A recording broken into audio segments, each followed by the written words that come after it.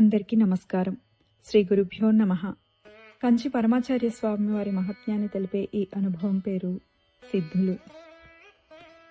ఈ సంఘటన కాశీ నుండి వచ్చిన ఒక వేద పండితుడి ద్వారా తెలుసుకున్నది. అతను మహాస్వామి వారి దర్శనార్థమై కంచి మఠానికి వెళ్ళాడు. దేవుడిని, గురువుని, రాజుని దర్శించేటప్పుడు ఒట్టి చేతులతో వెళ్లరాదు అనే నియమాన్ని అనుసరించి మహాస్వామి వారికి సాష్టాంగం చేసేటప్పుడు వారి ముందు ఉంచడానికని తనతో పాటు కొన్ని టెంకాయలు, పళ్ళు పట్టుకొని వెళ్ళాడు. అక్కడ ఉన్న వరుసలో ఒక సిద్ధర్ అనగా సిద్ధులు పొందినవాడు కూడా ఉన్నాడు. అతను ఒట్టి చేతులతో నిలబడి ఉన్నాడు. ఈ వేద పండితుడు అతన్ని స్వామివారికి సమర్పించడానికి ఏమీ తీసుకురాలేదేమని అడిగాడు. అతను ఆ పండితునితో వేచి చూడు అని అన్నాడు.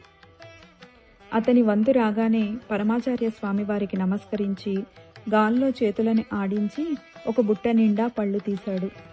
స్వామివారు చిన్నగా నవ్వి, ఎన్ని సంవత్సరాలుగా ఈ సిద్ధులను అభ్యసిస్తున్నావు అని అడిగారు.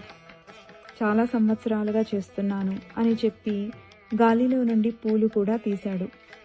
మహాస్వామివారు నవ్వి ఆ పూలు పళ్ళ వంక చూశారు. వెంటనే అవి వాటి స్వరూపాన్ని కోల్పోయి చెత్తగా మారిపోయాయి.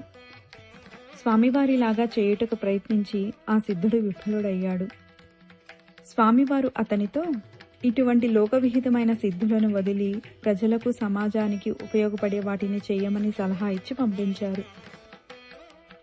అష్టసిద్ధులు అనగా అణిమ, మహిమ, లఘిమ, గరిమ, ప్రాప్తి, ప్రాకామ్య, వసిత్వ, ఈసిత్వ. ఇవి లభించడం సాధకులకు తొలిమెట్టు. చాలామంది వాటితోనే ఆగిపోతారు. అక్కడితో ఆగకుండా సాధన కొనసాగించాలి.